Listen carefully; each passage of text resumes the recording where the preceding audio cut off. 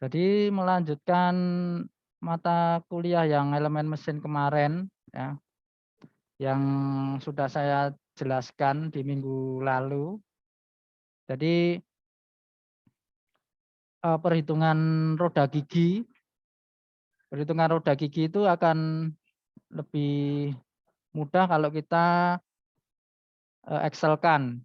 Jadi nanti di Excel itu kita cantumkan jumlah giginya, kemudian RPM-nya, habis itu nanti akan kita hitung dari kecepatan kelilingnya, ini rumusnya sudah ada ya, dari Pi kali D kali N dibagi 60 dibagi 1000, dan kita tinggal masukkan rumus saja di Excel seperti ini ya.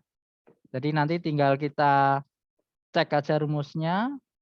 Nah, kemudian habis dari kecepatan keliling kita ketemu, kita mencari gaya pada diameter jarak bagi ya. Itu juga rumusnya juga sudah jelas, kita rumuskan pakai Excel, ya akan lebih mudah untuk memasukkan nominal-nominalnya. Ya, di sini gaya pada diameter jarak bagi, daya dikali 102 dibagi kecepatan keliling ya. Ketemulah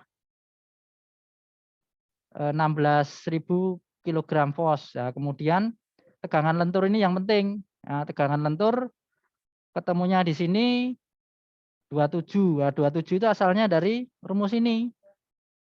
Ya, gaya dikali L dibagi B kali H pangkat 2 dibagi 6 ya. Jadi ini akan lebih mudah.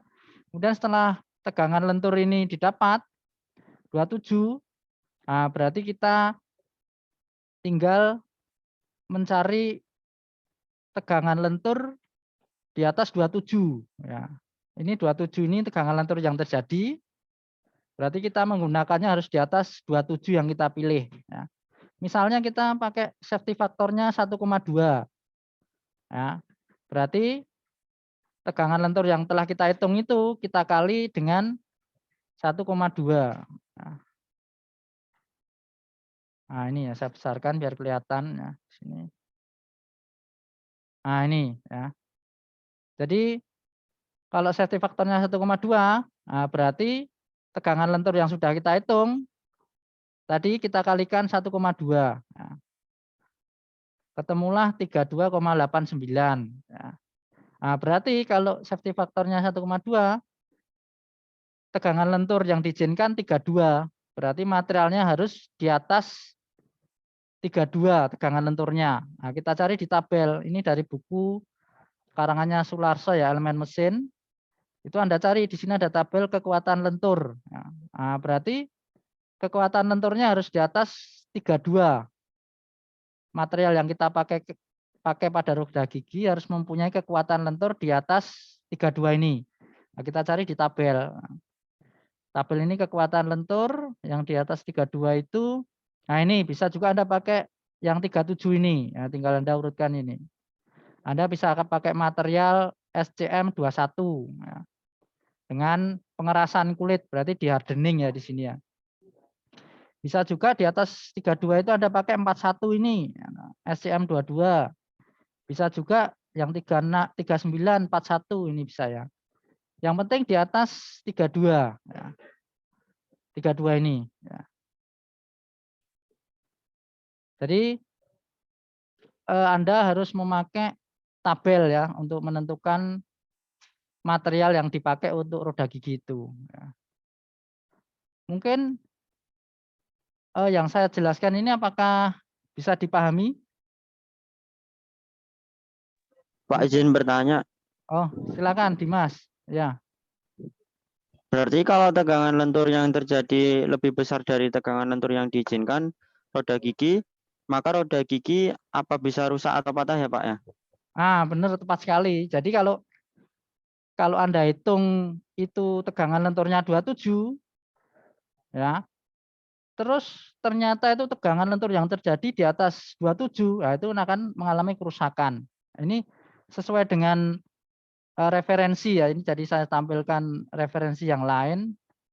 Di sini tuh ada kasus ya. Jadi saya dan tim kami itu pernah eh, menganalisa kerusakan dari roda gigi ini juga di dasar teori itu disebutkan juga bahwa kemungkinan kerusakan itu karena beban yang berlebih. Ya.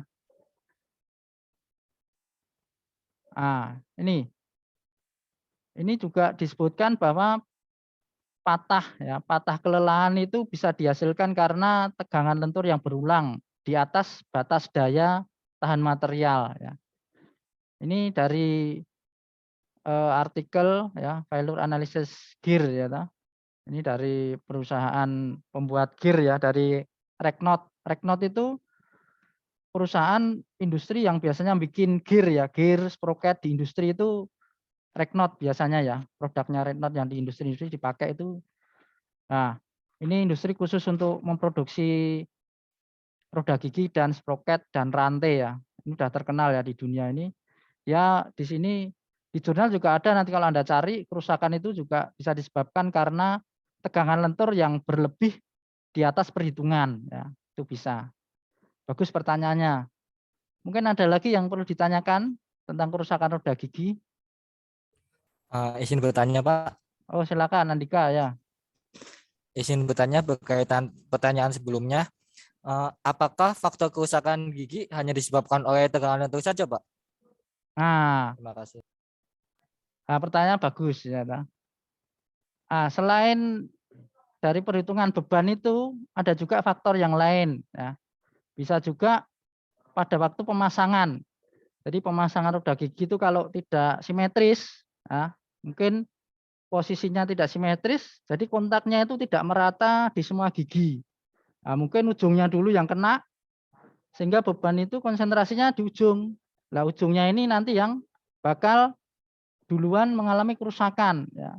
Harusnya kan dia bebannya itu merata. Ya. Kalau dia yang kena cuma ujungnya saja, berarti penampang yang menopang gaya itu sedikit penampangnya, sehingga kerusakan ada di situ. Di sini juga disebutkan ya, jadi kalau dari artikel yang di Indian Institute of Technology ya, Prof. K. Gopinet dan Prof. Mayuram, di bukunya artikel itu dia disebutkan di sini. Ada juga karena kesalahan dalam permesinan ya, ataupun tidak center, itu juga bisa ya. Perakitan yang saya katakan tadi, perakitannya tidak center ya, sehingga mengakibatkan berarti kalau roda gigi itu tidak sejajar ya porosnya ya. Jadi porosnya itu agak tidak sejajar, jadi kontaknya itu tidak merata. Jadi di sini karena perakitan itu ya. Bisa juga karena perakitan atau permesinan sehingga kontak roda gigi itu tidak merata. Itu juga bisa. Ini saya ambil dasar referensi dari buku Mesin Desain 2 ya, dari Indian Institute of Technology, dari Prof. Gopinath dan Prof. Mayuram. Mungkin pertemuan kali ini saya cukupkan ya. Terima kasih. Nanti mungkin kita bisa sambung lagi dengan topik berikutnya.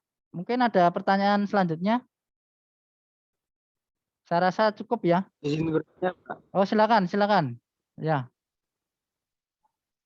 Saya ingin bertanya apakah deformasi elastisitas yang berasal dari poros dapat diselesaikan dengan metode hardening dan quenching, Pak? Nah, bisa. Hardening itu membuat lebih keras. Jadi deformasi itu kan biasanya disebabkan karena gaya yang lebih sehingga dia mengakibatkan mengakibatkan material itu berubah bentuk ya. Jadi kalau material itu keras, nah kemungkinan berubah bentuknya itu kecil sekali. Jadi solusinya memang seperti itu. Makanya tadi di apa namanya pemilihan material tadi, nah itu materialnya